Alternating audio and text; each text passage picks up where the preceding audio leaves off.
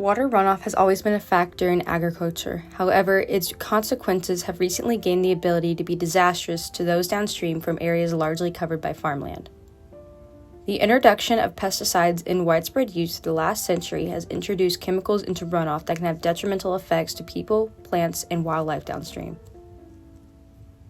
If pesticides and other pollutants are not properly used and contained, then the problem of runoff could become detrimental to the future health of the environment and possibly even deadly.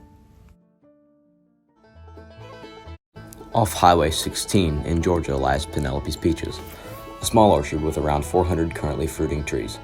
This small plot of land was once part of a larger orchard, making the soil perfect for peach trees and being one of the reasons that owner, Scott Clements, chose the spot.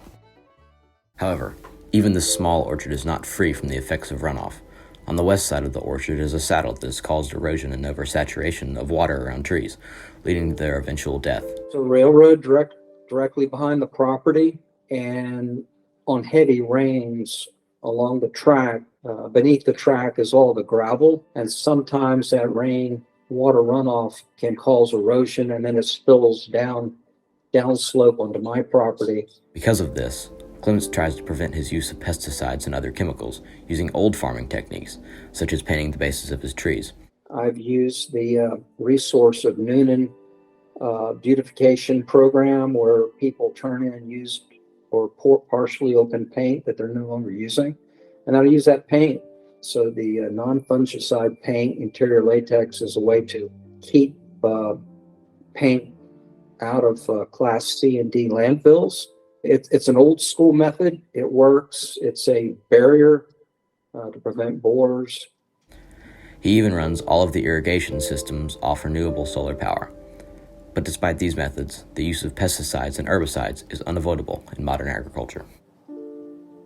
However, Clements is not unaware of the problems that pesticides and runoff can cause. He has many safeguards in place to prevent any excessive or dangerous amounts of chemicals reaching important runoff or watersheds.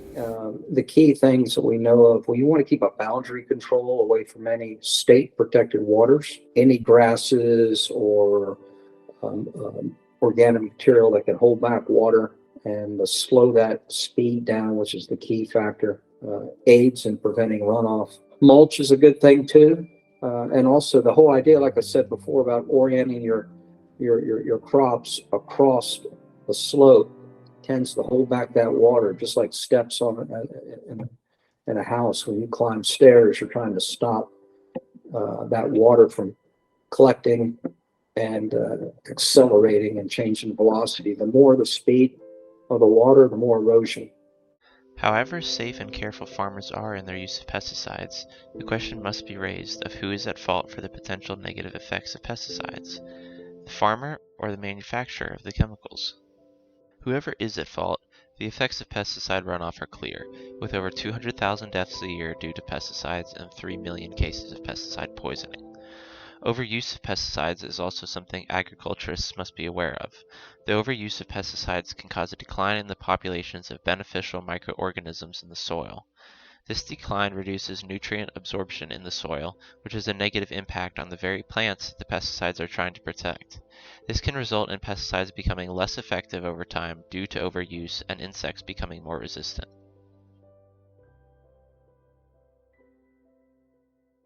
Modern agriculture has made the use of pesticides and other pollutants unavoidable.